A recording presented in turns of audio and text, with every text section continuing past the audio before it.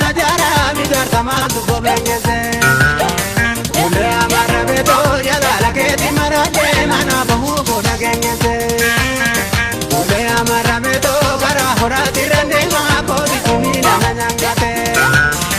ule amara beto gile sarana tirami yo alaganda sadangate ule amara beto bira bira na durga e gile siwana keranasa ule amara beto ana karana madiae ano kosibna damangasa ule amara beto kakali parte na bode yumurna ditaniko ule amara beto jalale magala logo dirda jibi ditaniko